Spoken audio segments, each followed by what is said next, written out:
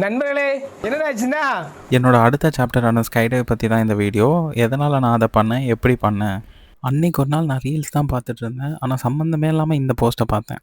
அதுலேயும் 3 லைன் மட்டும்தான் படித்தேன். படித்தவுடன் நான் வந்த இடம்தான்.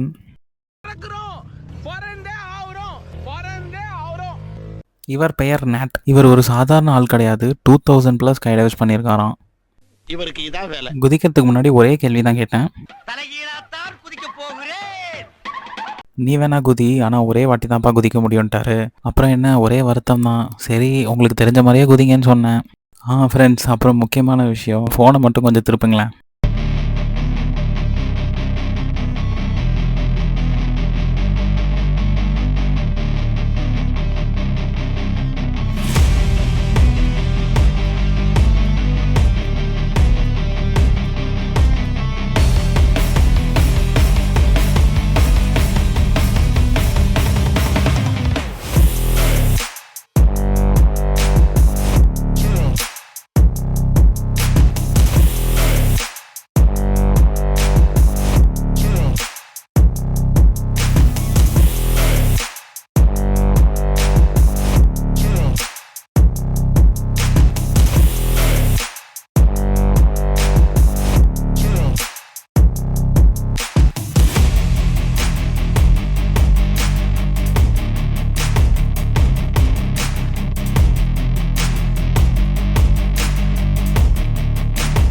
முடிஞ்சிச்சு மக்களே, ஃபோனை திருப்பிக்கோங்க.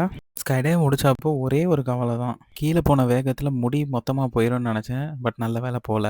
ஆனால் ஒன்று சொல்லட்டா, ஸ்கைடைவுக்கு போகிறப்போ தான் என்னோடய வாழ்க்கையோட கடைசி நாளா அப்படின்லாம் நினச்சேன்.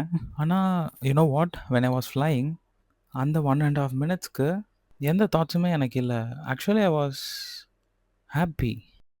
சரி, முடிச்சுட்டு போகிறப்போ பார்த்தா ஒரு கம்ப்ளீஷன் சர்டிஃபிகேட் கொடுக்குறாங்க. நீங்கள் இதை பார்த்தீங்கன்னா கங்க்ராட்ஸ், இதை சொல்லிட்டீங்கன்னு அர்த்தம். What do we say to the god of death? Not today. Go. சரி, ஸ்கைடைவ் முடிச்சிட்டேன்.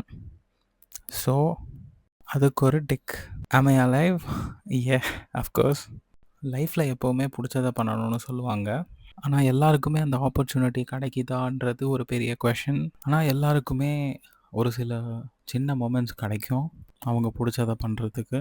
அந்த மாதிரி கிடைச்சது தான் எனக்கு இந்த ஸ்கைடைவ். சின்ன சின்ன மொமெண்ட்ஸாக தேடி போவோம். ஓவராலாக பிடிச்சதை பண்ணுறதுக்கான ஆப்பர்ச்சுனிட்டி கிடைக்கலாம். இப்படிக்கு பை பேரி. வீடியோ கொஞ்சம் பெருசாகிடுச்சு ஃப்ரெண்ட்ஸ். பட் இவ்வளோ தூரம் நீங்கள் வீடியோ பார்த்துருந்தீங்கன்னா ரொம்ப நன்றி.